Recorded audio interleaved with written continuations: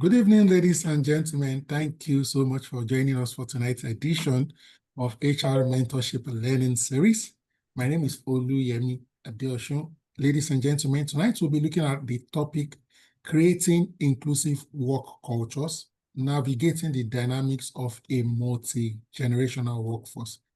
And I'm excited, happy to have facilitating for the first of many, Nere Gott, and I'll be introducing her very briefly, reading an excerpt from her profile. Nere Gott is a dynamic human resource professional with a strong background in people management and organizational development. She's a graduate of educational administration and planning from the University of Jos and an associate of the Chartered Institute of Personnel Management of Nigeria. Nere began her HR career in 2019 and has grown steadily through diverse roles, climbing through the ranks HR assistant, HR officer, HR manager, to her current position as head people management and performance at Access Solutions Limited. At just the age of 30, she was the youngest senior manager in our organization, a testament to her exceptional competence, leadership, and result-driven approach. Along our corporate career, she has also ventured into HR consulting, where she supports business with practical, effective people strategies.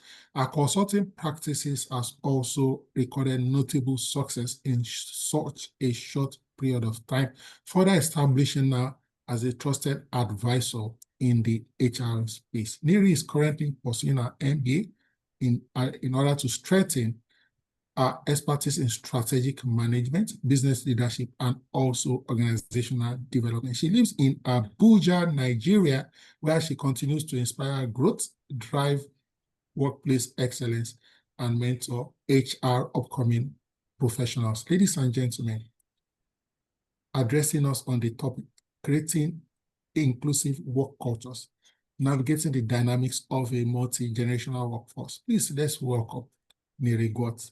You have the floor, my sister. Thank you. Okay, thank you very much, sir. Thank you everyone for coming on board. It's my pleasure to be here with you. And I must say I'm a bit nervous because I'm addressing professionals, probably people that have been in the HR field for a lot of years, longer than I've been here. But I'll try as best as I can to share my knowledge. And I would also want this to be interactive.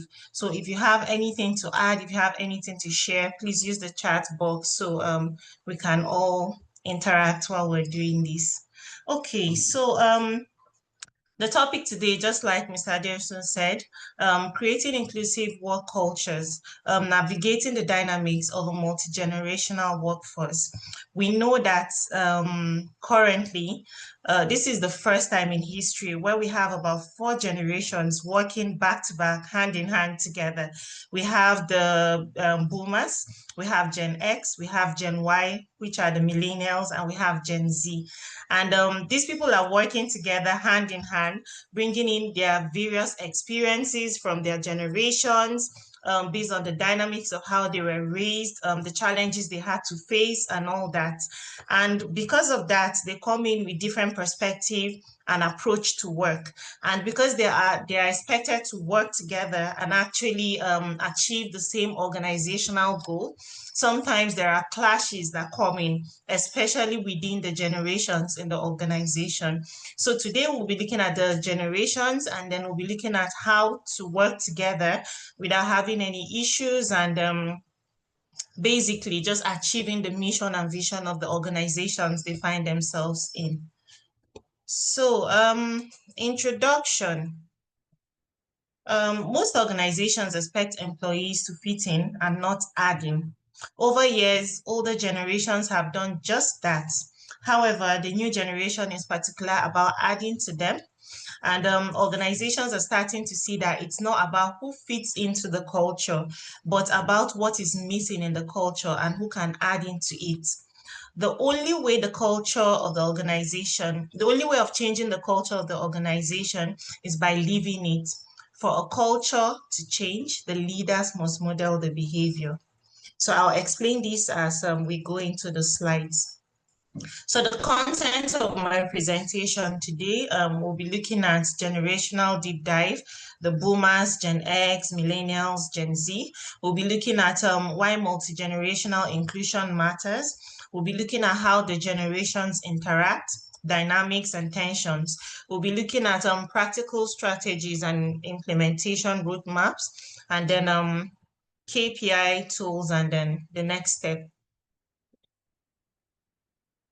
Okay, so our generations. So let's look at the generational core dynamics. We're not putting the first generation here because they are literally not in the workforce anymore. I think they're from 80 something to 90 something. I don't know. That's the first generation, right? But I'll be starting with the boomers, Gen X, Gen Y, and Gen Z. So for the boomers, we have people born between the age of 1948 to 1964. These people are rooted in experience and loyalty. If you work with people from this generation, they come from a generation where they believe that they had to work to provide for their families. They believe that they had to grow in an environment, regardless of how many years it takes them to grow in that environment. So if you see people in this generation, there are people that can work in an organization for 20, 30, or even more years than as much as they can work or retire until they retire. So they are not keen on jumping from one organization to the other, and they are very patient with the workplace, and most of the things that the most recent generations would not tolerate, they would. As long as their money is coming in and they are working for it, they are good. So this generation values hierarchy, formal recognition, and job security. Just like I said, as long as their money is coming in, they are being paid, they are not chased out of work, they are good. And they value hierarchy in the sense that they want to grow in their career and be recognized. More like they like the upward kind of growth in an organization where you go from one position to the other, and then you're a boss and everybody tells you, yes, sir, yes, ma, that is what they picture. So over the years, when they're in an organization, they look at where they would be, let's say in the next 20 or 25 years of service while they're working there. And they look forward to being in that position where they are leaders, where they are well respected, where everything they say matters. Now, their mode of interaction, they prefer face-to-face structured feedback, and then strong institutional knowledge. So when you're relating with people from this generation, I'm pretty sure some of us have experienced this in the workplace, maybe some of our top bosses that are within this generation or other employees, right? You could send emails, you could send chats on WhatsApp, and it will be there unread for a while. It's not because they are rude or proud. It's because they grew up having face-to-face conversations. If there's an emergency, it has to be a face-to-face meeting. If there's a strategy meeting, it has to be a face-to-face meeting. They did not grow up with technology. And because they did not, and they're just learning technology as time goes on, as they've gotten older, it's a bit difficult for them to adapt to technological changes. So when you're sending an email and you're expecting that manager or even that supervisor or that, what do you call it, maybe a driver to respond from that age bracket, they'll most likely not. And the way organizations are structured these days, most times you take things off the physical interaction, is always via technology. You send emails, I don't know, just how we do it these days. These people will most likely not be responsive in that mode of communication. So Lisa, I digress. So the Gen X, these are people born between 1965 to 1980, and they're pragmatic adopters. So these people along the line were, I wouldn't say raised, but were introduced to internet and technology as time goes on. Now, unlike the baby boomers that were grown already and adults before technology came, and when technology came, they were fighting it, or it's from the devil, it's this, it's that. There were so many conspiracy theories. The Gen X had technology. So some of them had it through their teen ages, some of them had it in the advanced age, some of them had it at the younger age. And these people are doctors because, like I said, some of them had it all of them actually had it at different times in their lives. And because technology was introduced into their lives, they had to adapt to technology. They had to adapt to the changes. So you see people from Gen X most likely being independent, self-directed, and skeptical to bureaucracy. Then they are comfortable with both formal and digital channels, value autonomy and work-life balance. So like I said, they were introduced to technology along the line, and they adopted technology and are adapting to it well, or adapted to it well. And because of that, when you experience these people in the work environment, they are not usually against technology.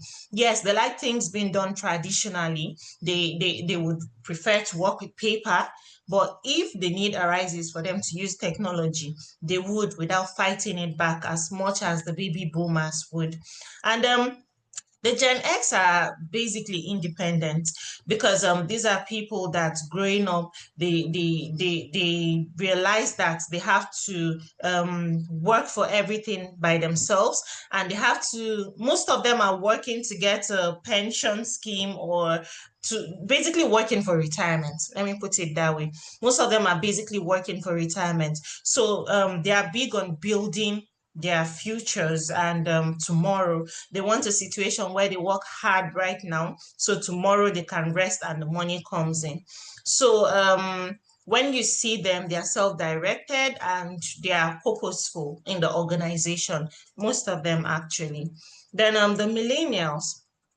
We have millennials from people from 1981 to 1996. These people are purpose-driven connectors. Now, the millennials are a very special set of people. As much as we like to focus on Gen Z and the boomers, we somehow forget to focus on the millennials, because this is the last generation that experienced growing up and playing outside while using technology concurrently. Now, Gen X, the baby boomers, most of them, baby boomers, all of them, of course, the Gen X, most of them grew up without any form of technology. So they had to at some point, play outside, write letters, you know how it is when you see old movies, you know how it is. But the millennials, they had technology, right? Even though it wasn't as accessible as it is right now, they had technology, and they also had the opportunity of playing outside and writing letters and doing all that. So basically, they had the best of both worlds. So now, when you work with millennials, they are open-minded people, right? Millennials are, they seek meaningful work and career growth, collaboration, feedback. These people really want to give into the organization. They are not just about working and earning money. They are about making changes too. And they are also about growing in their career. Most of them want to go from this level to that level, diversify, and, make something meaningful out of their lives. The millennials bridge between the older generation, just like I said earlier, and the digital natives. They embrace mentorship and development. So the millennials are not just about, I want to make money or I want to save up for my future and have a pension. They're about living in the moment and actually making something meaningful out of their lives. For the Gen Z, our new landlords, these are people born between the age years of 1997 to 2012. These people are the questioning change makers. Gen Z, they are proactive, they are independent, digital natives who expect inclusion, rapid feedback, diversity, and purpose. most likely to change the status quo and push for cultural change. Now, we know there's a lot of buzz online about Gen Z, Gen Z, Gen Z, Gen Z, this, da, da, da, da, da. All the time we hear it. People, in fact, there are some organizations that do not like to hire Gen Zs. Not because they are not good enough, but they cannot keep up with their energy and their vibe. So the Gen Zs were raised primarily in the digital world. They had technology from the start.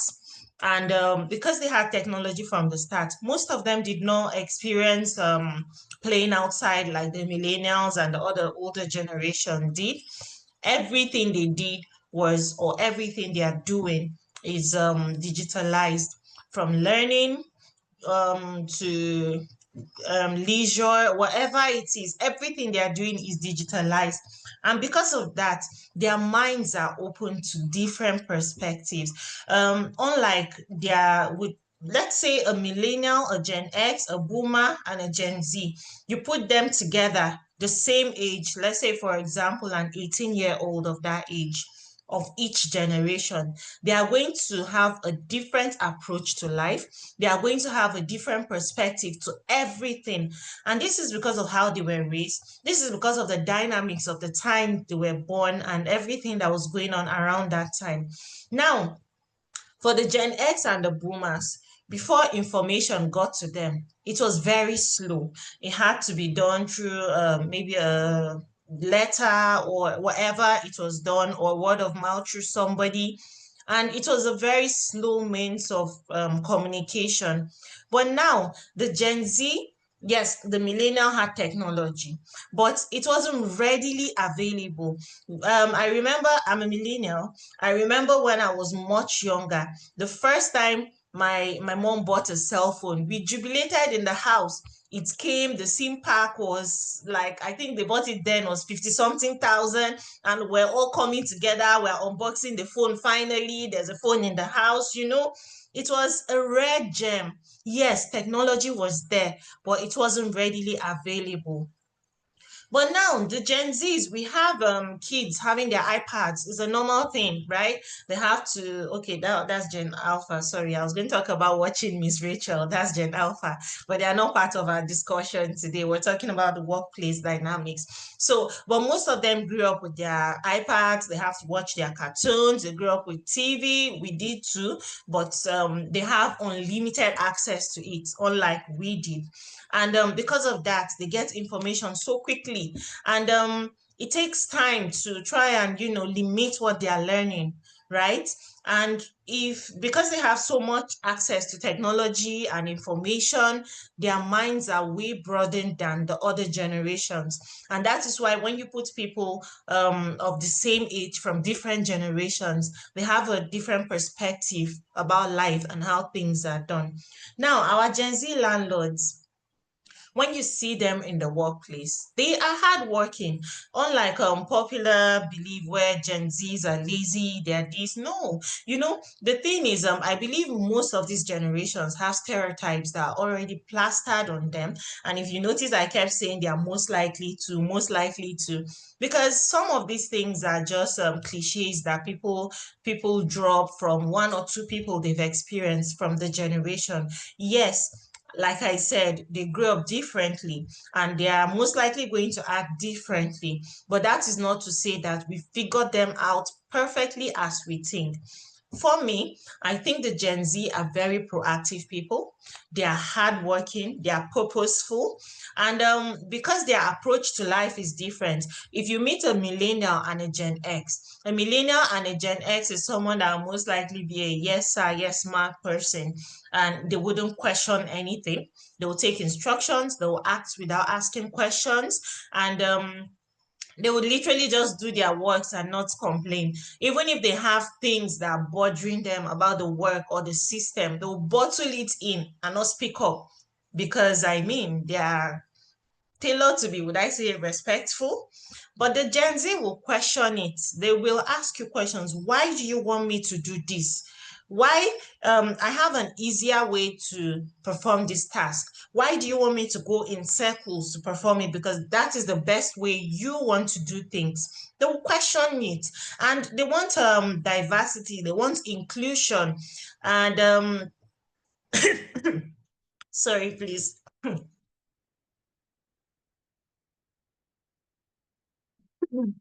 I beg your pardon. They want diversity, they want inclusion, they want to feel wanted, and they want their quota and their contribution to be respected. And when they don't get that vibe, when they don't feel the receptiveness of this, they begin to, I wouldn't say rebel, but they begin to speak against it. And because we see them as very outright speakers, we mistaken them for rude and dismissive generation. But no, that's not the case. Sorry. Hmm. And among all the generations, the Gen Z are most likely to push for cultural change. You see, the boomers, the Gen X, the Gen Y, who are the millennials, they come into an environment where there's an existing culture and they just blend into the culture, whether they are okay with it or they are not okay with it. As long as there's an existing culture, they blend with it, they work and they stay on the low. But the Gen Z will question it. They would want to change the cultural dynamics of each organization they find themselves in. Whatever feels ancient or out of place with technology, and whatever doesn't sit right with them, they question it and they change it because they are not built to accept things they do not understand. They are a very curious generation. They ask questions and they push for positive change. So I'll take a little deep dive into the millennials. Like I said, they are our bridge, our generational bridge.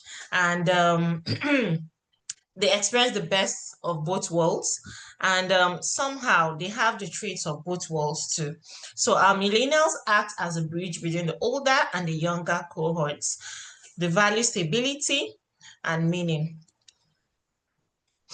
They seek purpose, development, and flexible work.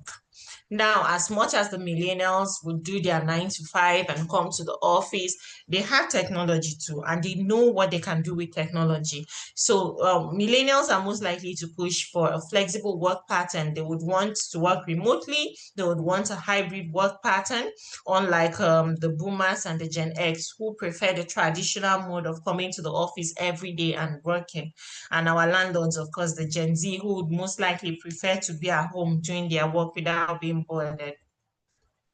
They are also willing to question processes to improve them, but they wouldn't if it's going to be at the detriment of their jobs. In organizations, they both respect mentorship from boomers, Gen X, and mentor Gen Z in collaborations. So you see that most of the people that get into mentorship programs right now are millennials. You see millennials going to, or even without doing it physically, you see millennials saying, oh, there's this public figure that is my mentor, there's this person. They are always proactive about mentorship because they are all about growth. And somehow they act like the big brothers and big sisters of the Gen Z because they are proactive about also teaching them and giving back to them based on what they've learned. So there was a research by Deloitte and other academic reviews that shows that millennials prioritize growth, feedback, and impact. So like I've explained, I wouldn't want to go in circles, so I don't take so much of our time. Millennials are big on growth, and they want to give back to the organization. They don't just want to earn their money and get going. They want to feel valuable and give value to. So, why multi-generational inclusion matters? Um, First of all, it improves innovation by combining experiences and fresh perspectives. You see, I don't know who has seen the movie The Intern. I've seen it a couple of times. And there's something that strikes me from that movie. For those of you that have not seen the movie is about a lady who was a boss in a very big organization, and they were change makers. And I would assume she's a millennial, not a Gen Z, definitely a millennial. And she was doing it and smashing it. And then someone in the organization tells her, "Oh, I think we should get senior interns." And she's like, "Oh, fine, let's do that." But what she did not understand was that he actually meant senior citizens, right? When she heard senior interns, she thought it was maybe high school seniors or whatever. And then boom, they bring in a lot of old people into the organization and they say, "Here are the interns." And she's like, "What are they doing here? These are retirees. What are they doing here as interns?" Now, these seniors on their part, they wanted an opportunity where, I mean, they are retired and they have nothing really going on. So they wanted an opportunity where they had the experience of being in the workplace again and feeling needed and meaningful, right? And the best way that could be done was through the internship program that was introduced. Anyway, to cut the long story short, she was assigned an intern who was like probably her father's age or way older than her father. And she was very angry and dismissive towards him, and his methods of doing things were irritating her. But what struck me about their relationship, their work relationship, and later friendship was the fact that as much as she was the boss, as much as she knew so much about work, there was a lot to learn from her intern. Now, this man did not just come into her life to, help her get coffee, which was what he started doing, or drive her around or whatever he was doing, he was assigned to do. He also made her see life from a different perspective. He made her see life from a broader point of view. He had longer years of experience. He had been on earth longer before she was born. And since he winded up as her intern, he ended up learning from her and she learned from him too. So that was a very educational movie. Please, if you've not seen it, I'm not promoting the movie for them. I don't know who wrote it, but it's a very insightful movie. It makes you understand how people from different generations can actually interact and work together regardless of the friction and whatever will come. So it helps boost retention. Different generations stay for different reasons. You see, like I explained earlier, the boomers and the Gen X, most of them are there because they want to make their daily bread, they want to have their retirement plan. So when they retire, they can sit at home and their money comes in and they take care of their grandchildren, and that is what they're about. So, like I said, the people from those two generations will most likely be in a place for a very long time. A typical example is our parents in the civil service.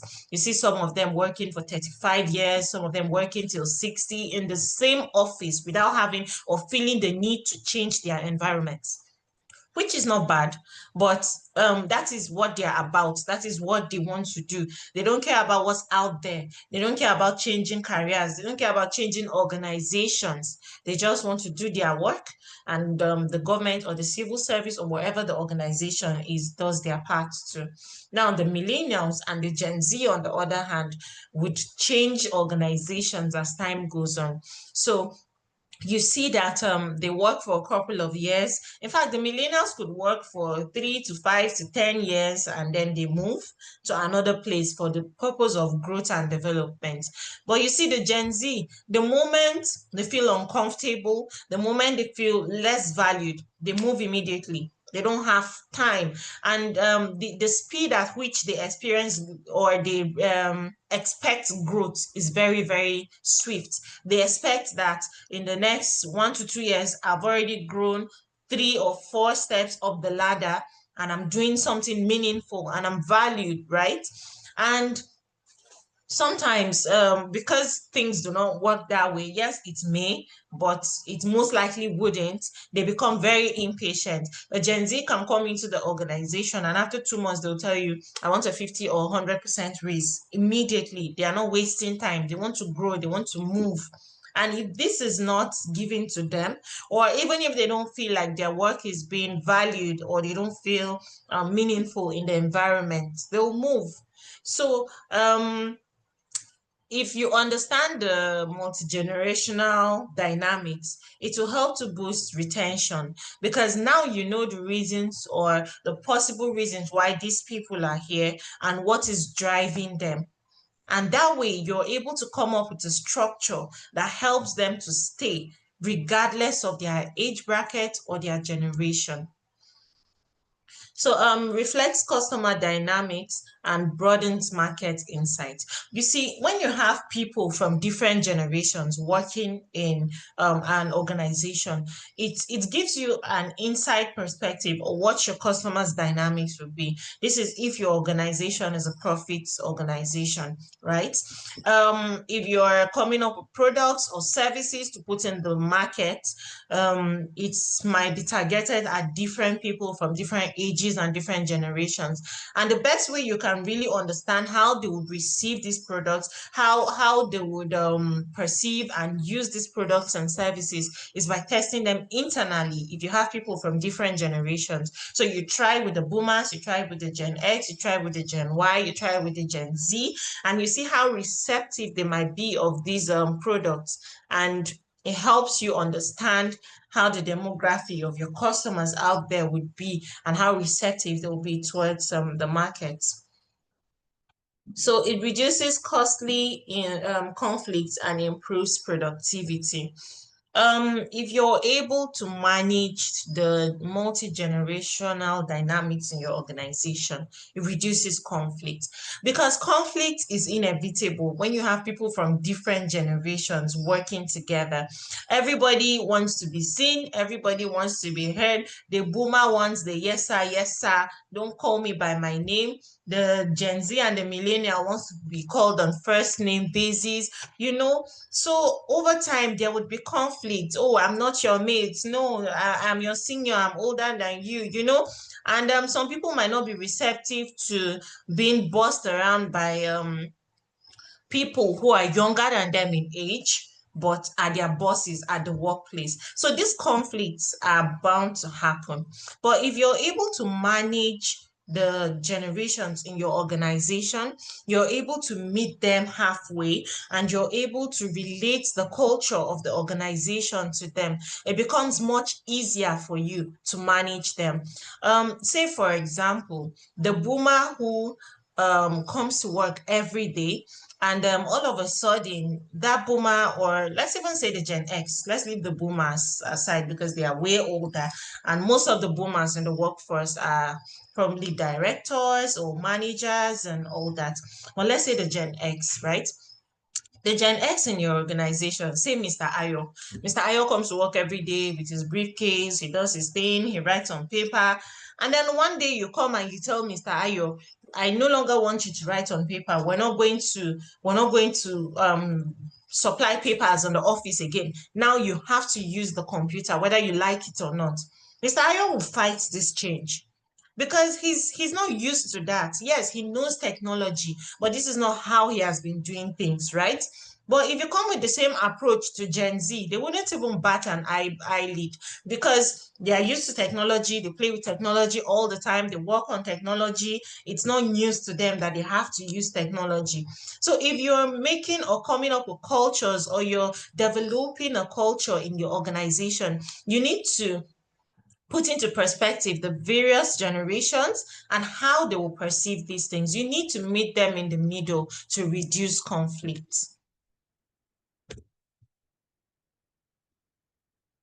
So intergenerational dynamics, conflicts, and synergy. So patterns to expect when you're working with multi-generational people in an organization. The first is respect and disruption. Boomers, Gen X often prioritize respect for existing norms, while Gen Z, they push for change. Just like I said earlier, the boomers and the Gen X, once you've put your structure in place, they come, they marinate into it, and they continue from there. But the Gen Z, they will question it.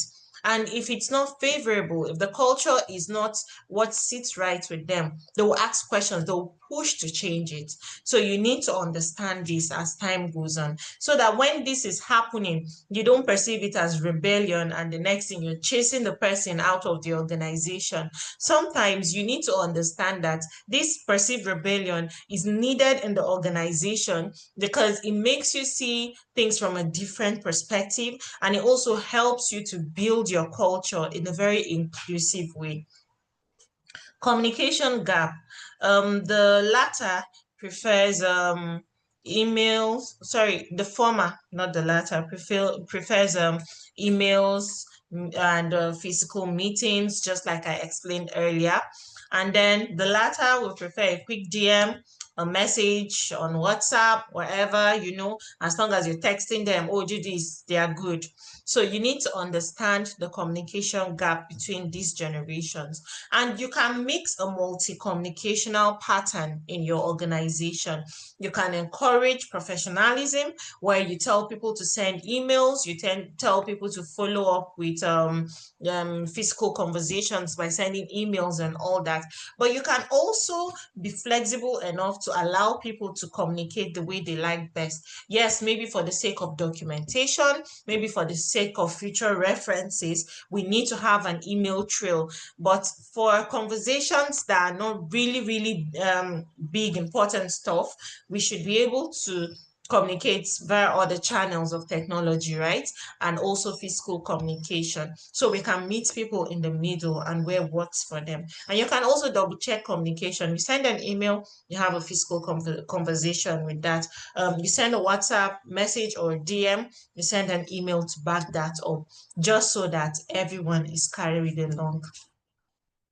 So knowledge flow, risk of knowledge hoarding, unless mentorship is structured. Now, you see, the older generation, that's the boomers and the Gen X, they expect you to learn by observing them.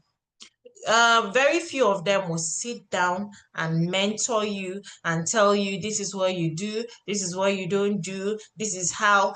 They just want to do their work. They don't want to be bothered with that. Yes, they care about the generation coming, but they expect you to be proactive. They expect you to watch them. You learn by observing them. Now, the millennials are proactive, just like I said earlier, about they are proactive about teaching and mentorship. When you see millennials interact with the older generation, they don't care whether the person is mean or rude. If they are keen on learning from that person, you see them following, they are holding their bags. Yes, sir, yes, sir. They are learning closely from the person, right? Our Gen Z landlords will not do that. If you stress them, they find their way. They are leaving immediately. Now, millennials have the grace to also teach the generation after them. So you see them being friends with them, trying to understand them, trying to, carry them along. But the older generation does not have that kind of patience. They want you to be proactive about learning and learn from observing their lives and how they are doing things. So shared strengths, combined strategic judgment, that's the older generation, with digital fluency and agility, that's the younger generation. Now, if you have these people in your organization, oh, how blessed are you? Because you have the strategic judgment of the older generation. I mean, they always tell us what an old man can see sitting down, a young man cannot see climbing a tree, even though we've been, trying to prove that wrong, that it's not possible, But whether you like it or not, age comes with experience, right? And nobody stops learning. The day you stop learning is the day you die. So as old as you might get, as far out you can be in your career, right? You're always learning. And this learning is not only done from the older generation to the younger, right? It's also done the other way around. So if you gather these people together, they'll bring in their insights, they'll bring in their experience, whether far off or just few years of experience, and you see that the innovative ideas they come up with is actually going to be changing for your organization. So, communication, preferences, and metrics, preference metrics. Sorry, I have to be moving this. Okay.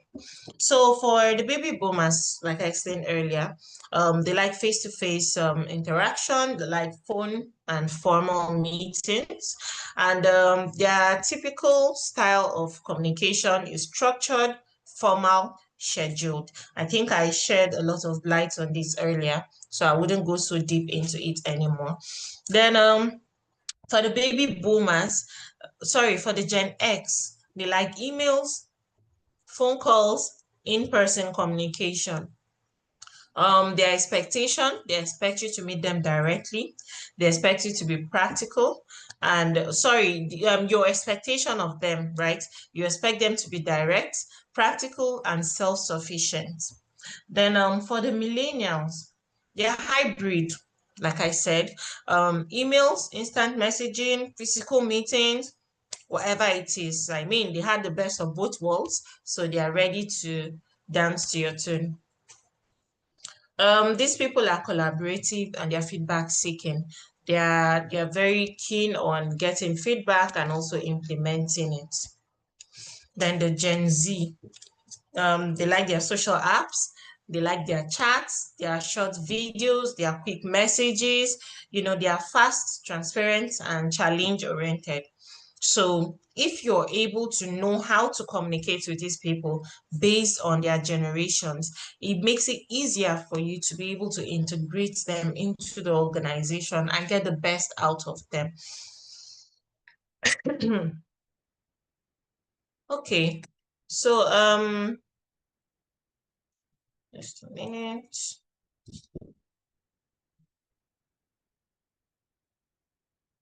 Cultural fit versus cultural change. Okay. So boomers and Gen X, they tend to fit into existing organizational cultures. They often work within established norms, ask clarifying questions when needed, and prioritize stability. Millennials, they are positioned in between. They question constructively, they seek purpose-driven changes while valuing mentorship and career patterns. The Gen Z, most likely to question assumptions, request rapid change, and reimagine processes. They challenge to improve rather than merely disrupt. So like I said in the beginning, we see them as rude, we see them as dismissive, we see them as unruly. But because they are challenging to improve, because they're trying to understand things, sometimes their methods will not really sit right with us. So mentorship models for to bridge the gap. The first model is the traditional mentoring, which is the senior junior mentoring. An older person from an older generation mentoring someone or people or a team from a younger generation. And this has proven to be effective over the years because they have skills, they have experience, they have intuition, they have knowledge, and they've most likely been in the workspace for a very long time. And because of that, they have wealth of experience to give. So the younger generation or the younger staff in the team can now learn from them. They can learn from their mistakes. They can, just take the knowledge and then process it and also put it into action. And like I said, that has proven to be very, very insightful and productive over the years. So reverse mentoring, that's the junior senior mentoring. Now, in this case, we have the younger people or younger members of the team mentoring the older members of the team. Now, as much as they are younger in age and experience, there are things they know better than the older members of the team, especially when it comes to digital skills, when it comes to technological trends, when it comes to business trends, and some of these things that still align with technology and the recent times. And because the older generation are all about their generation, their time, how things have always been done, this reverse mentoring becomes very helpful because now we're opening their perspective to what is happening right now to the people right now and how things are done right now. So that way, you have the younger people not bossing them around, but mentoring them or showing them how to use Teams, how to use Zoom on their laptops, showing them how to attach I don't know, just basically using technology, right? And also digital trends and digital marketing and everything aligned with technology. Then cross-generational project pods. Now, this pattern, you get people from different generations in a team, and you help them, or you give them a real life problem to solve, right? And you expect them to work together to solve these problems. And when this is done, at first there will be a little bit of friction, because the older generation will be keen on, I have to be the leader because I'm older.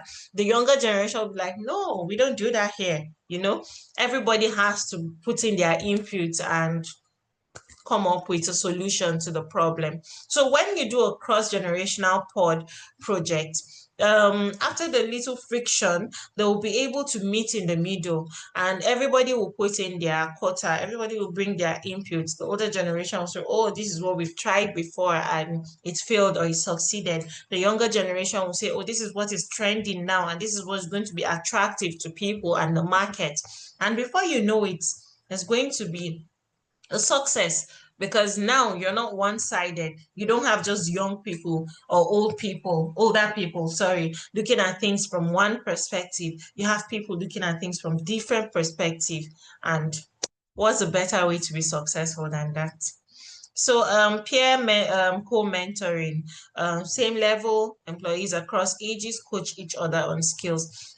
This happens most times during on-the-job training, where a new employee comes in and you attach them to another employee who is also doing the same thing. Now, it's not because they have to learn over again what they know. I mean, they were hired because they have skills, they have experience and all that, but they also need to understand the organization and its dynamics. They need to understand how things are done. They need to understand the processes of that organization. And the best way that can be done is through peer co-mentoring. So now people on the same level, whether senior, mid-level, junior, whatever level it is, are teaching each other how to do things based on their experience, based on how long they've been there or whatever they've had. One has a leverage over the other based on the information he has, and that way the person can effectively mentor his peers or her peers. So, practical strategies or design to deploy. So the first thing is design. Define inclusive values, multi-channel communication, and flexible policies. One thing, I wouldn't say a mistake, but one thing we always do as organizations is we set our policies, and we work on everything as a very airtight process, and then we put it out there and we dump it on the people, and we want them to work with it whether they like it or not. And when you do that, there are loopholes that you might miss out on.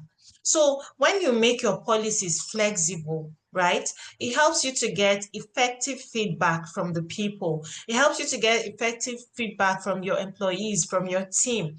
And that way you're able to integrate. You look at things from their perspective and you're able to put it into your policies, and everybody is happy. But if the policy is uptight and strict and this is how it has to be done, some people will be okay with it. Other people will fight against it. And it brings a lot of friction. Recently where I'm working, we're currently working on a restructuring, and we had a restructuring training and we put it out there. Okay, so this is what we're planning to do. This is what we're going to do. We need you to look at it. Tell us what your feedback is. And I was so surprised when I put a feedback channel out there and there were loads of feedback. And the funny thing is, we've been going back and forth about this for years, right? Sorry, for months, not years, for months, right? We've been looking at it, the loopholes, what could go wrong, what could go right. I mean, management, everybody is brainstorming, putting in their quota to make sure that the structure is perfect. But the moment we included the team into it, included the employees and asked them to bring in their feedback, trust me, there was a lot that we overlooked. As much as we were very detailed, as much as we were, trying to cover loopholes and make sure that everything is perfect, there was still much that was missed. So getting feedback and including them in your design, it's very, very helpful, because that way, as much as you're skilled, as much as you know your job, there's always something you might miss out on. And the people that are doing the work, the people that are there with you, can point you in the right direction. So the next thing is to enable launch mentorships, traditional and reverse, just like I explained earlier, senior, junior, senior, cross peer mentorship and all that. So let's try and make sure that the workplace is flexible. It's not just a yes sir, yes sir, yes ma thing. Let people be able to speak up when they have ideas, when they have questions, when they have challenges, when they have what to teach and give back. Let's give them a platform where they can be mentored and they can mentor regardless of their age. So the next thing is to measure, set achievable KPIs without bias. You see, I was talking about this earlier, that I said your boomer that you're waiting for to reply to an email or a DM that you sent last week will most likely not respond to it. Not because they don't want to, but because they value physical interaction more. Now, if you're setting KPIs without putting some of these things into perspective, yes, I understand. In the work environment, we all need to embrace technology. I understand in the work environment, we need to make sure that everyone is doing things a certain way. We need to make sure that we're all in tune to be able to work together in the right direction, right? But we need to meet people in the middle. We need to make sure that when we're setting KPIs, we're not doing it with bias, or everything you're measuring people on is based on technology, which is going to favor the younger generation, but not the older generation. Or everything you're centering your KPI on is the traditional way. This will favor the older generation and not the younger generation. So you need to meet everyone in the middle and make sure that as effective as everyone's KPI is, it is achievable and without bias. So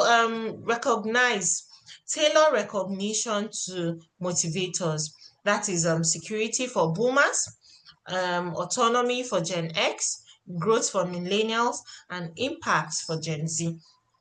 I talked about how people are in the organization for different reasons. People are there because they want different things. So now you need to tailor their motivators based on why they are there. Your boomer wants security. Give him security, give her security. As long as they are doing their work, you don't wake up one day and then you send everyone away. You take away job security, and now they are unwilling, or they are afraid to give their best because they don't know if they are going to be here tomorrow or not, right? So you tailor it based on their motivators. If they want security, you give them. If they want autonomy like the Gen X, you give them autonomy. Everything in moderation, of course, but you give them what they want. The millennials want growth. They want mentors. They want to mentor. Give them that platform and opportunity, and you see how much they would do with that. And then our Gen Z landlords, they want to make change. They are change makers. They want to impact, they want you to look at them and be like, wow, you built this, you did that. You give them just that. So when you look at everybody's motivator or motivating factors and you put that into consideration, then you'll be able to get a team of people from multi-generations working effectively to meet the organizational goals, mission, and vision. Sustain leadership. Sustain leadership accountability, continuous feedback loops, and cultural rituals. So Leadership accountability is also very important. As a leader, you shouldn't be so close and uptight. If you're a leader where you're working, you need to be accessible and you need to make the conscious effort to understand your people as much as you need them to understand you. You need continuous feedback. You know, feedback is not a one-time thing that, okay, I've gotten feedback, fine, we're good, right? You need to have an effective feedback channel, probably a suggestion box, an anonymous Google Sheet, whatever it is, or even a town hall meeting to get feedback from your people. Excuse me, please.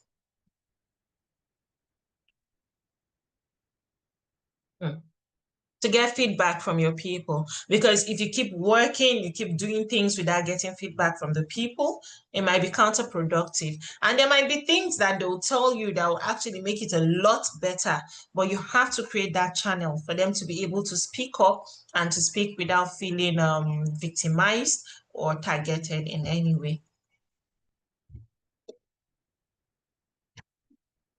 So, implementation roadmap.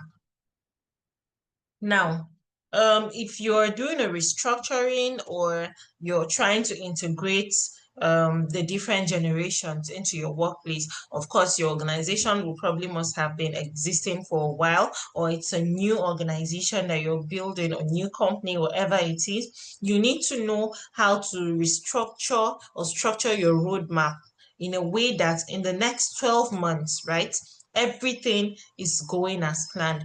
For the first 0 to 1 month, culture audits and stakeholder interviews across generations. So now, this is me assuming it's a new organization, right? You need to create a culture that would suit every individual as time goes on.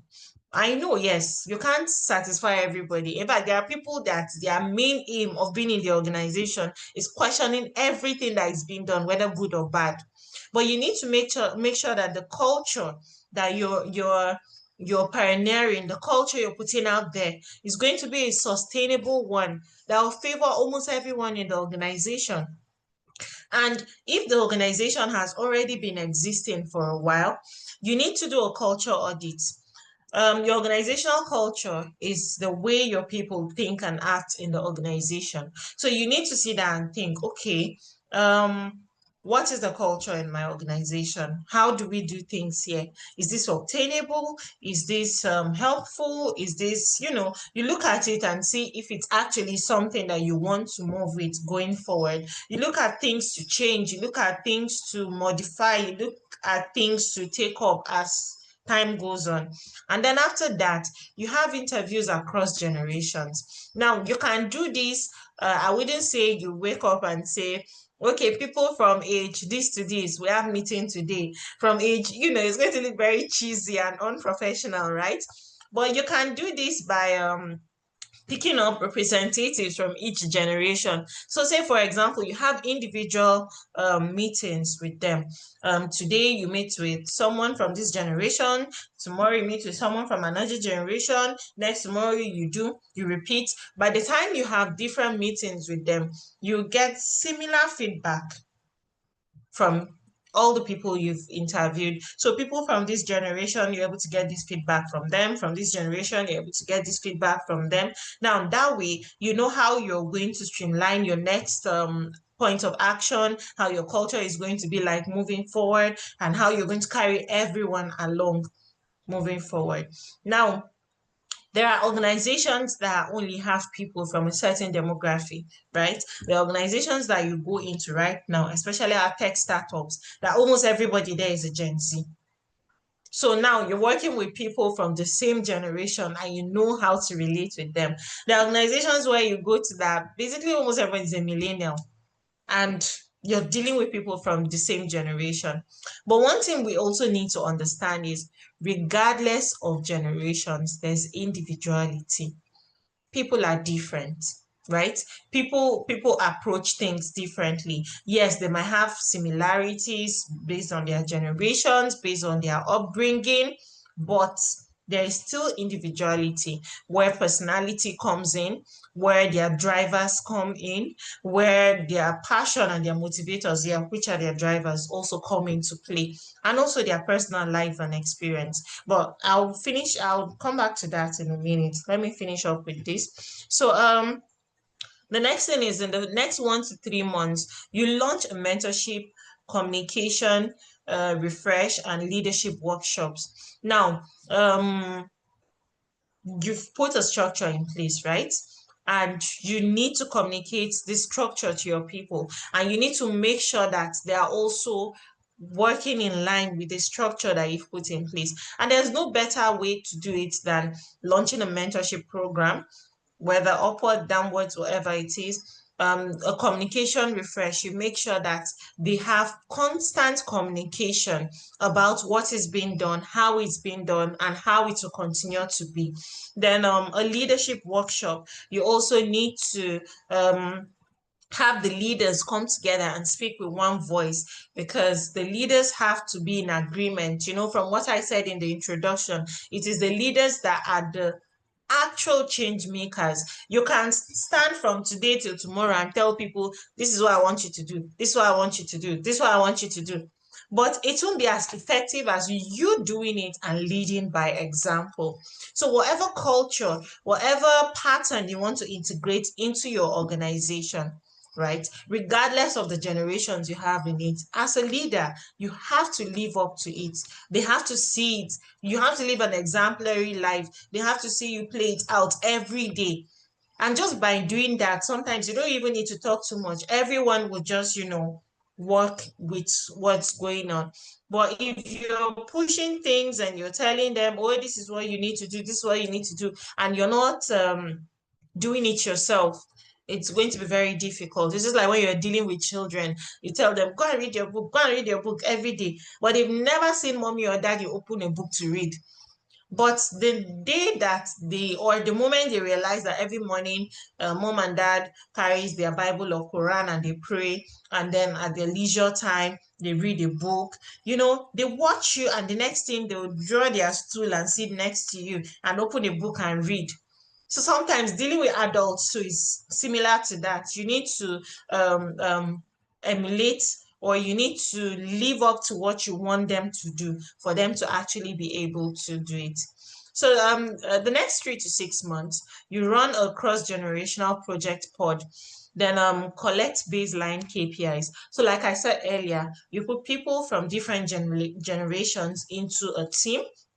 You give them a project, and then you expect them you tell them to work on it together so that they can know how to interact with each other in the most respectful and productive way. And at the end of the day, it's going to be beneficial to the organization or the company.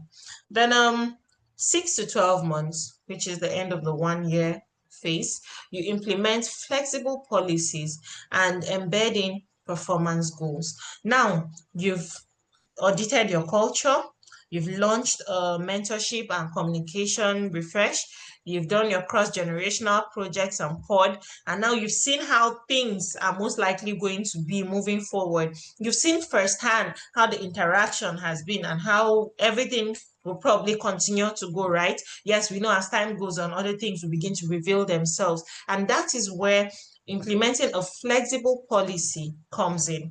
So you put it in a way that as the dynamics are changing, as things are becoming different, right? You have a policy where you have a flexible policy where if things take a different direction, it can change. And then you embed a performance goal.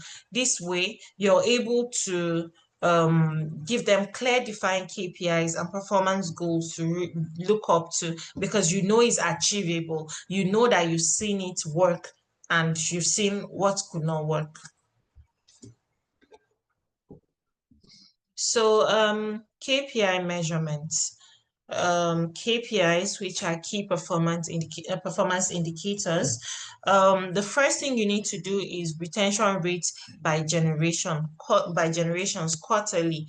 Now, if you have a multi-generational organization and all of a sudden all the young people are leaving, only the older people are left, you know that there's a problem, right?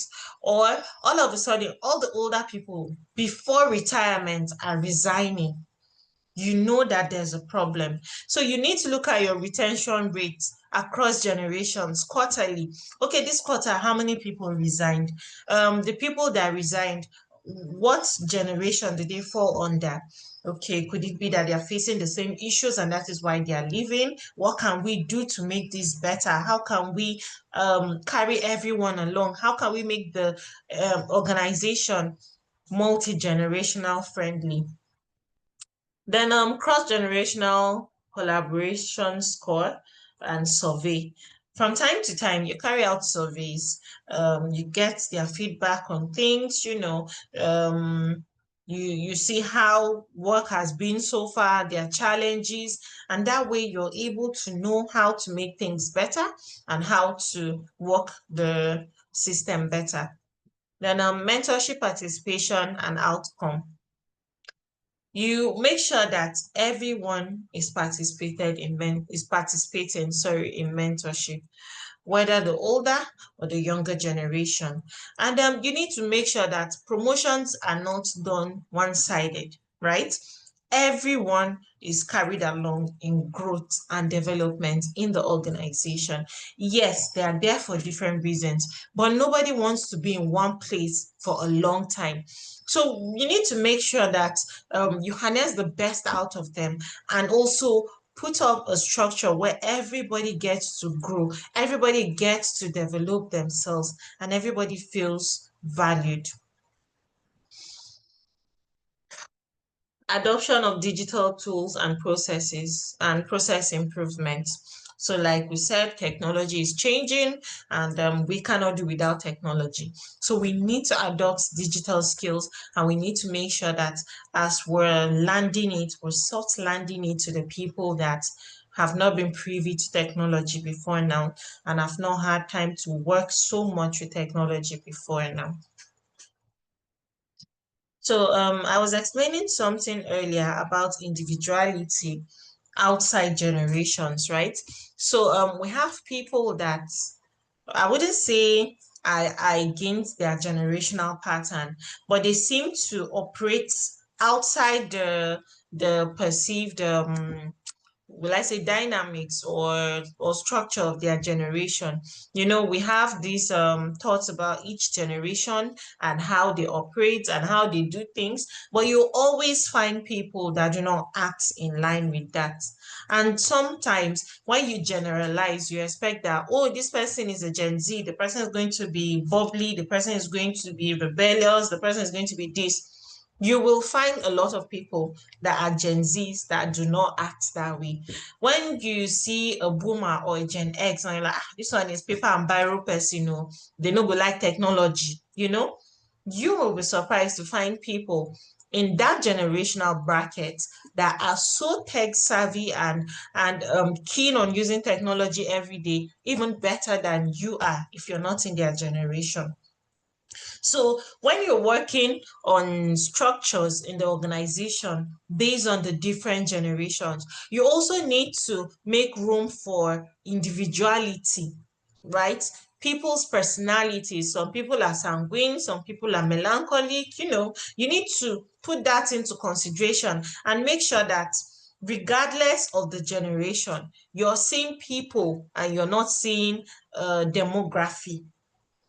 You're seeing individuals and you're not seeing a demography that has been set years ago and we've been told how they are and we have to work with that. I'll give you an example. There's one of my employees as some time back, it's been a while. This person is a Gen Z, but terribly introverted, right?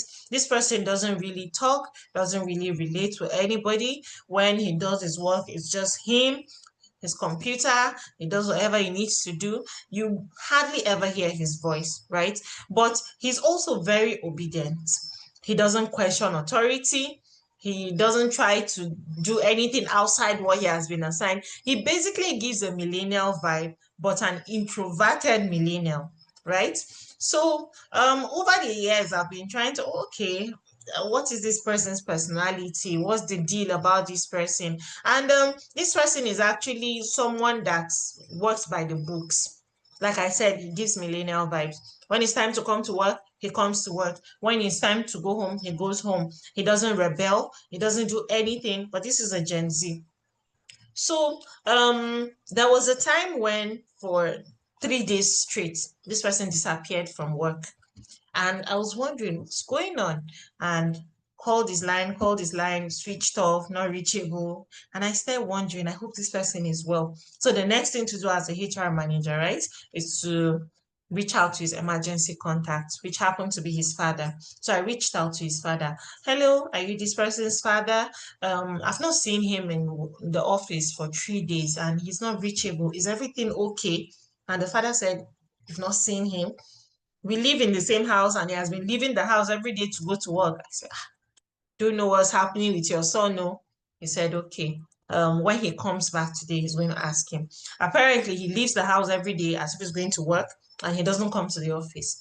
And this is so unlike him because this is someone, like I said, plays by the books and just does what he wants to do without rebelling. So he came to work the next day and I asked him, where have you been? What's going on? I had to reach out to your emergency contact. He said he just needed a break and then he couldn't come to work. You needed a break. I mean, I would expect you to reach out and say, this is what is going on. I won't be able to come to work. You know the policy.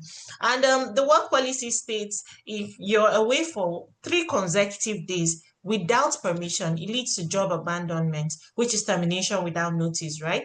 And you've been away for 3 consecutive days. I think 4 actually.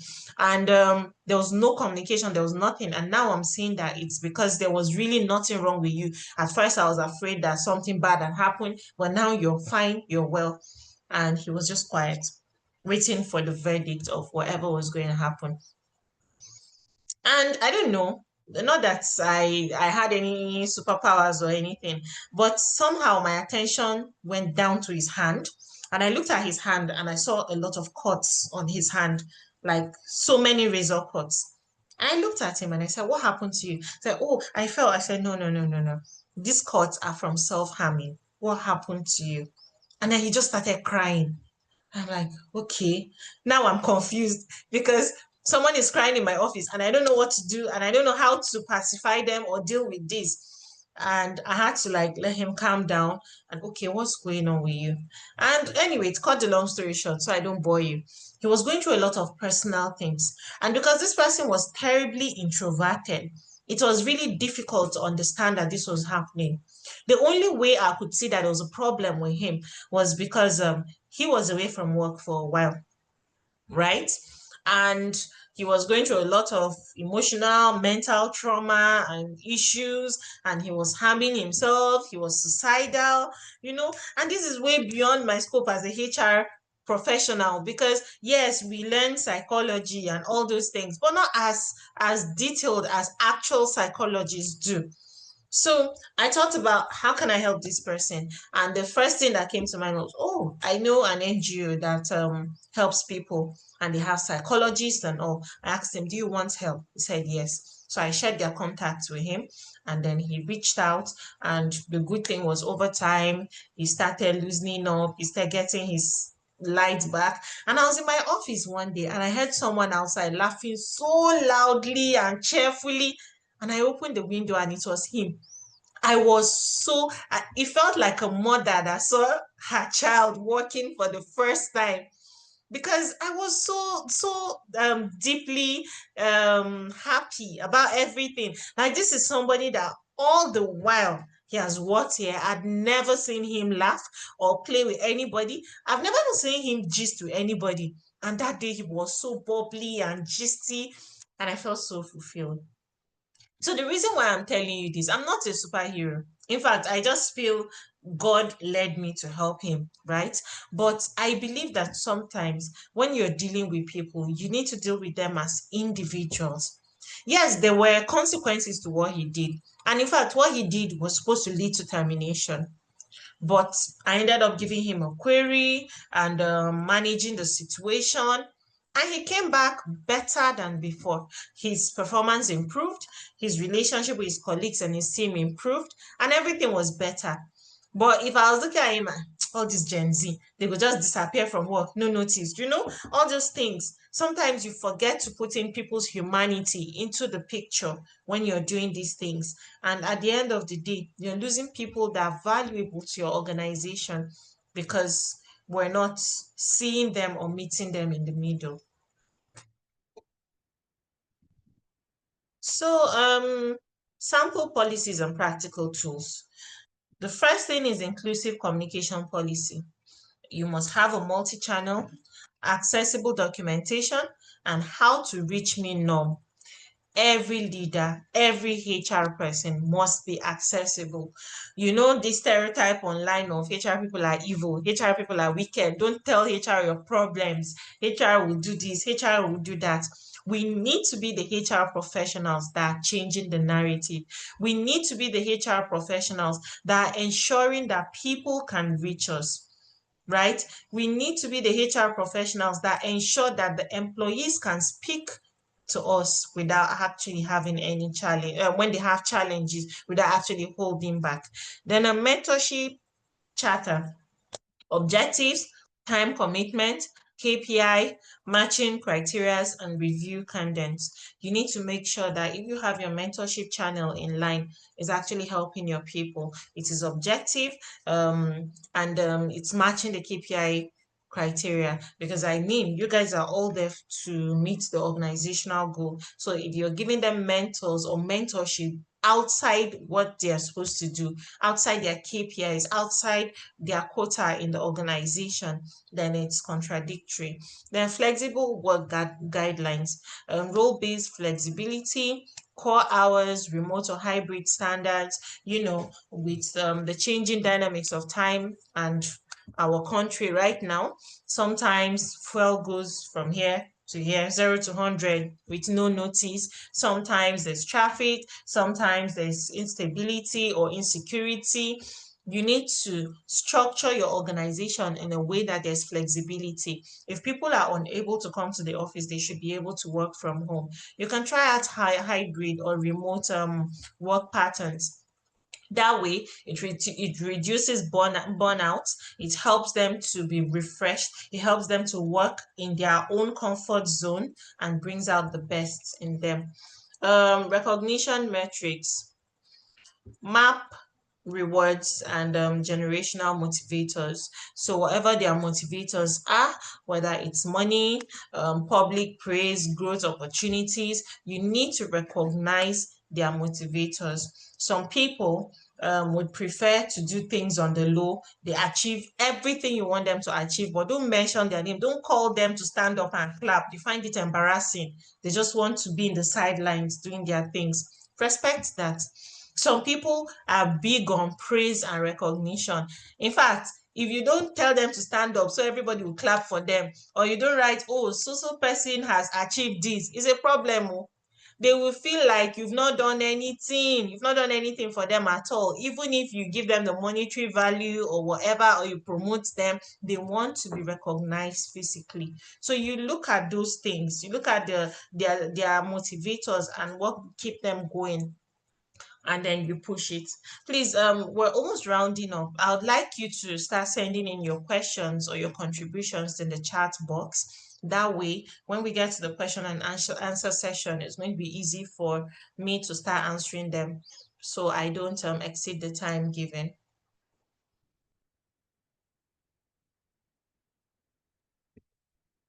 Okay. So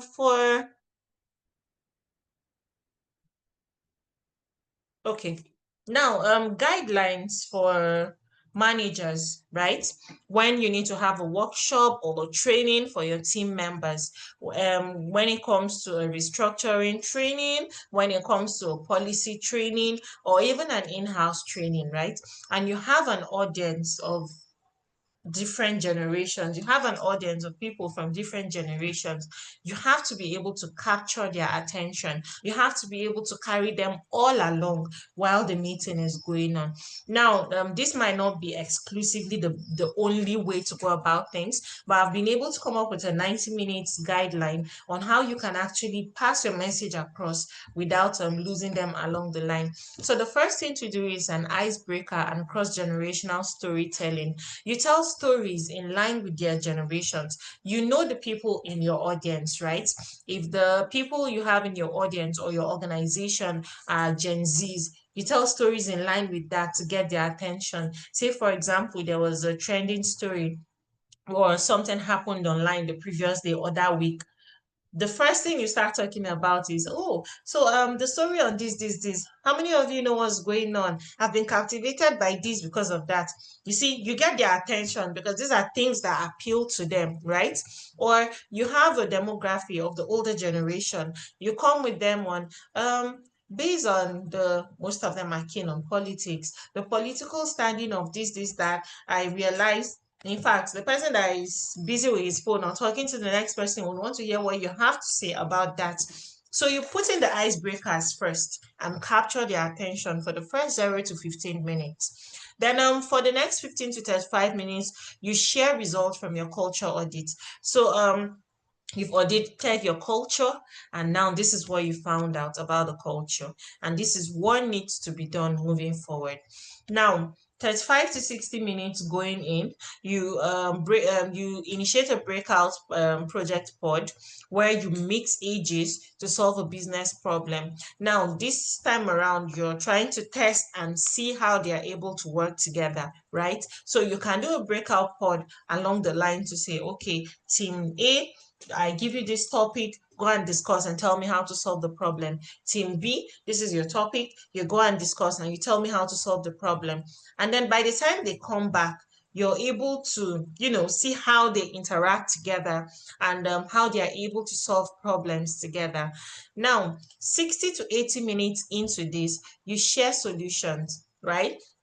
You've looked at how they are able to solve problems in the different pods that you put them in, or the different groups, right? So now you share solutions. You tell them where they got it right and where they can change or do things better. Don't tell them they got it wrong. Oh, you were wrong in this. There's something about telling people they are wrong outrightly. It becomes discouraging. It makes them don't want to give it a shot again because they don't want to be told that they are wrong. So you share a solution, you give them a feedback loop and design, and then you make them see how these things can be done better, and you also value their contribution. Now, for the next 80 to 90 minutes, you make commitments, and then you relate. Obviously, you had related what you want to do moving forward and how the new culture is going to be, and then you tell them the next step on how things should be done and how everything that is expected of them should be done, and the pattern and process to follow. So I hope this is helpful. And in conclusion, a multi-generational workforce is an asset when intentionally managed. I said earlier, you be a wealthy manager, and I'm not talking about wealth in cash. I'm talking about wealth in the quality of people you have. You'll be a wealthy manager or business owner if you have people across generations putting in their ideas, their quota, their experiences, because you have the best of all worlds, not even both worlds. You have the best of all worlds putting in their best for the growth and development of your organization. So let's balance it. Respect institutional knowledge while empowering change agents. Everybody comes with their knowledge, everybody comes with their experience, everybody comes with their upbringing and their personality. So you need to respect it and also empower change agents. You make sure that, yes, oh, this is who you are, but this is who you can be. This is who I would want you to be, not leaving who you are aside, but integrating this to make who you are better, to make the organizational progress better. Action. Start with small teams, mentorships, pods, and measure results. I said this earlier. You don't just throw change on people and expect them to take it. Oh yeah, we've changed policy. It must be like this. Start small. You try the pods, you see how receptive they are towards it, you see the progress, you see the failures, and then now you know the thing that can actually work for the larger population. And then lastly, outcome. More resilient, innovative, and inclusive organizations. Please, professionals, let's not be one-sided. You need to be open-minded in everything you're doing, regardless of your years of experience, regardless of your qualifications. As you're working, you're learning too. So let's open our minds to learning. Let's open our minds to being innovative. Let's open our minds to understanding our people and include and creating a work force, or sorry, an organization where everyone is included, an inclusive organization where you're not directed or leaning towards one demography or generation only, but also chipping in from all generations and making sure that the organization is growing and productive. Thank you very much. I really hope this was an insightful session. I really hope it's been helpful. And Extremely. Mr. Aderosun, thank you for this opportunity to speak with the professionals here. Thank you. Well done. This is Thank you excellent. very much. Thanks for sharing. I see a lot of encomiums and accolades already in the chat box, and I think we have maybe 1 or 2 questions there. You may want to check. One from... Okay. Yeah. Okay. All right. Oh, thank you all so much. Thank you for the feedback. I am looking at the chat box now. Okay, someone said, please, how do we handle an issue with a Gen Z whom you have a contract with pay, and after confirmation, the agreed amount was reflected in the pay, but still needed additional increment beyond the agreed amount for the set contract? Kindly advise. Okay, so if I understand your question, you're saying there was an agreed pay, right? And then after confirmation, the person wants more. I don't know if I'm getting your question right. They needed increment after confirmation. This is not out of character for Gen Zs. I said this earlier. They want rapid change. They want rapid growth and development. And they also want to see their money coming in as quickly as possible. They are, would I say, impatient or very proactive when it comes to things like this. So I think to make this easier for you and for them too, when you're having your orientation and your onboarding, and when you're having your or when you're giving them the job offer, this is what you do. You break your salary. I wouldn't say break, but say for example, now the job role, the salary for the role is 500,000, right? I would advise you offer them 450 and you agree on 450. Now you tell them that after probation, when you're confirmed and we're satisfied with what you've done and how you've worked during the probationary period, there will be 50%, 50,000 naira increase in your salary, right? To motivate you based on your performance. So now they have it in mind that if I give in my best during probation, I will have 50,000 naira added to my salary from 450 to 500,000. But you know that the salary is 500,000, right? And management is most likely not, or the organization is most likely not willing to add to that money because that is what they have in the budget. And you know that Gen Z is a very impatient person and they want immediately as you're confirming them, you're adding their salary. So I would advise, I don't know if it's obtainable, but I would advise that you offer them 450 and after their 2 months or their 3 months probation, you add the 50,000. They'll feel achieved. They'll feel like, oh, I've been very productive and I'm making growth already and progress in the organization. Neri, Then let me step in here, Neri. You okay, answered the question. I just want to put clarity to the question. I understand it well. okay, So let's use specific numbers so it's clear to you. So they okay. agreed 450 on employment and agreed 500 upon confirmation. So they've now done the confirmation and given the 500. The person now saying, oh, please make it 600. Oh, okay. So it's actually the amount That's the agreed question. on. Okay, okay, Exactly. okay. I understand Exactly. what you're saying now. Hmm.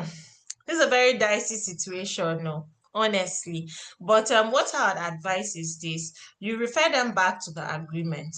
Okay, this is what we agreed earlier. I know that maybe the economic situation has made it different, and now you want something else. Why don't you give it a few more months? Let's see. And I'm able to work on that because this is the budget we have for this position. And I have to take it up to management, to deliberate.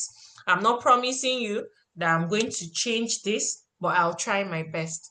And I believe that if the person is really, really adding to the organization, if the person is skilled and the person is an asset, there should be a compromise, even if it's a little, to keep them in the organization, right?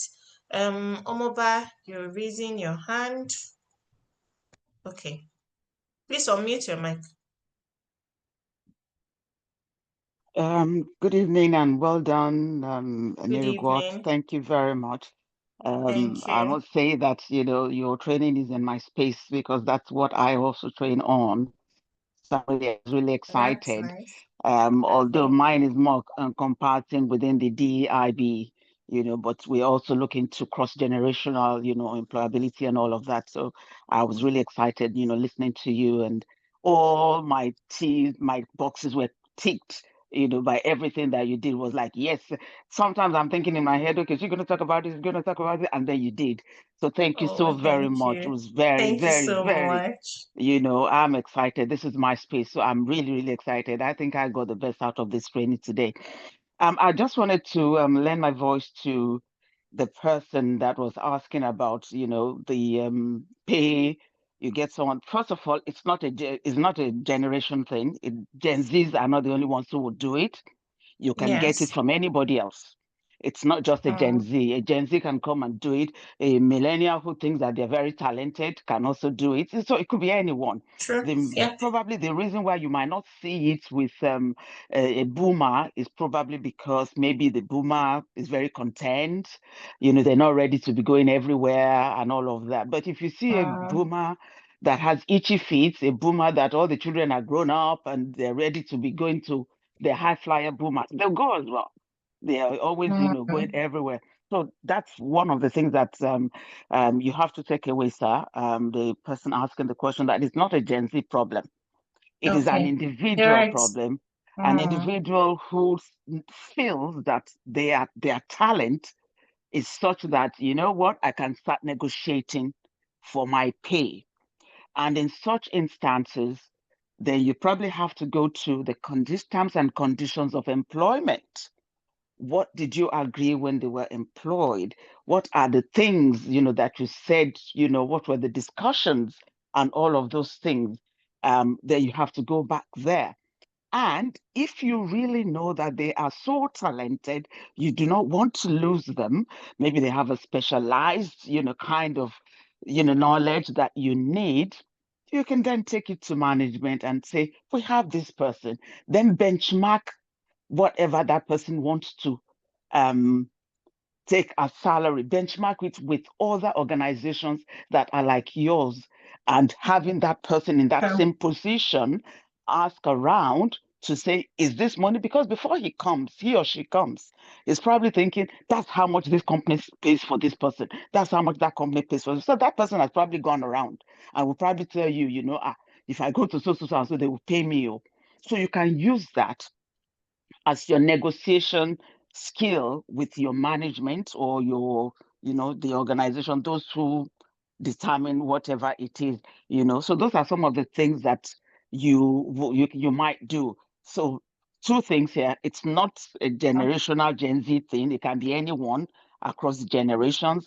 Number two, be sure of your negotiations when you are, employing that person. And then number three, benchmark. If you think that is someone that you really want, benchmark that salary and use that as a leverage to negotiate or talk to management so that they can reconsider. Yeah, don't let us lose this person, and this is, if they go to this place and this place, those are the organizations that we are in the same rank. If they will lose them to that person, and the person is already saying, so you can use that, and sometimes just let them go. So, all right, thank you very much. Thank you so My much. prof, That thank was you, really sir. insightful. Thank you very much. That was really insightful. And you're right. Yes. We need to respect contracts. We need to also make people respect contracts because it's an agreement you had, right? And then you can't come back and say, "Oh, I'm not agreeing to that." Yes, people change their minds and all that, but we need to prioritize respecting contracts. Okay, Uchechi, please unmute your mic. Good evening, everyone. Hi, Neri. Good evening. Like I said in the chat box, this is very insightful. Thank you so much for this. Thank you so much. Most of us working in offices, in organizations where we're dealing with people from different generations. I mean, we can totally relate with everything you said. So I just wanted to add to what the last speaker said about the question that was asked. I totally Okay. agree with her on letting, sometimes you have to let them go. Reasons being that employees actually discuss salaries a lot. They do. And most of these moves they are making, one person, they've actually sat down to talk about it. And then one person is like, okay, let me try and see what they're going to do. And then the others are watching, right? They are waiting to see the outcome. They want to know how it's going to play out. They want to know the end of this thing. And then once you compromise and then you do what the first person is asking, there is every likeliness that the next person is going to ask for the same thing. So how long are you going to? And most times we already have grading systems we're working with, right? And we put those things just so that we can align salaries and everybody's people will get equal pay for equal work. So when you start to go against those things that you've already set up, the structure you've tried to set up, you do it for one person, the next person is going to come because they don't keep salary issues to themselves. They discuss it. So sometimes, especially when you look at the person's contribution to the value chain, if it's not that strong, I advise you just let the person go. Just let them go because you will not be able to draw the line when others start jumping in on it. That's very right. Thank you so much, Uchechi. I appreciate that. You're actually very right. You see, this issue of employees discussing salary has been a very big challenge for me because sometimes you have someone come on board because of a particular skill sets they have and you really need them, and at that moment you have a pressing project and you need to bring them on board to work on that, right? And sometimes you offer them a little more than other employees because you need to get this done, but somehow it still goes out, and now you're being put in the very tight spot where you have to either work on the older salaries, staff salaries to push it up, or whatever decision you have to make. So I think you're very right on this. When someone is trying to go outside agreement and make it difficult for you in the long run, it might actually be conflicting. So it's better to let them go. Thank you. I So have if I can just also, sorry, can okay, I just jump in please. again? I do Yes, apologize. I'm ma'am. so sorry. I just wanted us No, to it's wrap up fine. on this. Okay. When you say so people discuss salaries, but that's why it's also important for when, as soon as they're being, taken on board, they should know that you might find that people in this that are doing this or are at the same grade level with you, might be collecting the same, might have the salary that is a little bit lower than yours, but it's not because they're not working. It's just because you are coming in with this specialized, whatever skill that we need. So when they're discussing, and it will be properly stated, I think this is a lot more. For example, I use myself as an example. When I was called in, I was headhunted to join the public service. And so when I got in, usually when they bring people, from abroad or from anywhere to join the public service, the level that they put them, they have a standard level that they put them. But when I came in at the very top level because they brought me in from the top level, and the work they brought me in to do, I was the technocrat director, not just a normal director. And the specialized, it's nothing that they've ever done in the Lagos State government. So, and when I got there was a lot of fury. Do you understand? I had enemies, I had people that were against it. I said, what do they mean? Where is she coming from? What about us here? So it was one of the directors there that then stood up. We had a meeting and they were saying it, and I was there at the meeting. It was a director's forum. It was one of the people there that said to them, what's this person? It wasn't just me, I think there was about 3 of us. What they've come to do, you've never done it. All of you here, you've never dealt with transformation and reforms and all of these things before. They are here as technocrats so that they can change the system. And of course, they cannot be on the same level with you, because if they don't come as high directors, nobody will listen to them. We absorbed them because we didn't want to have consultants, because nobody listens to consultants in the public service. They just look at them and just do it. You people will soon go. Do you understand? They will do yimu, that we say in Yoruba. They'll just yimu at them and say, don't worry, consultants come, consultants go. But because we are an integral part of the public servants, there was nothing they could do, but they didn't like it. They've complained that, number one, we came in at high level. Number two, our salaries was a little bit higher than their own. Why is this? Why is that? And until that man started breaking, and it was just a regular director, like us, but he was the only one who understood the rationale. Do you understand? And so for me, when I'm training and I get into such things, that's what I say to them, that number one, don't go in there, even if you want to discuss salaries, ensure that you let them know that, can you do this? This is the reason why they brought me here.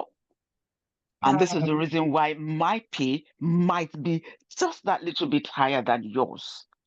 So just don't go around, saying, this person. So that can help in some cases.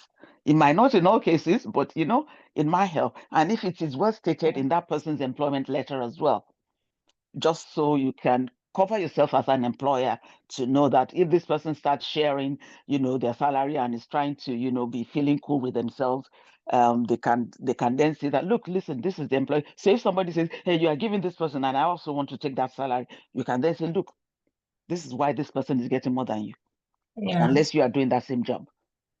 And there's only one space for that job, so you can't do it unless that person leaves. If that person then leaves and you know that you can do it, we'll take you in and we'll pay you that same salary. Thank you. Thank you very much, ma'am. All right, ma'am. Yes, I'm sorry again that I bumped in. I'm sorry. No, of course not. I even love an interactive session, so that's amazing. Thank you. So I have another question. It says, how do we manage dressing where younger colleagues dresses more freely while the older generation think that it's too revealing? Okay, when it comes to dressing, right, I believe a dress code is usually structured in line with the kind of people in the organization. I gave an example earlier with most startup tech firms. When you go there, you see everyone dress liberally without any pattern or dress code, because most of the startup founders are either millennials or even Gen Zs themselves. So they create an environment where people come as they are. They can wear their trousers, their jeans, their shirts, their slippers, they can wear their shorts, you know, and they allow an environment where people are expressive with their dressing and they don't really care as long as they are actually being productive. Now, when you go to an organization where you have the older generation, like the boomers, the Gen X, the millennials, you have a well-structured dress code where people are probably wearing blazers, they are dressing formally based on how they were raised, right? And the structure or the dress code will be in line with that. Now, coming to a multi-generational environment, you have to meet everyone in the middle. The older generation wants to dress formally. The younger generation wants to dress liberally.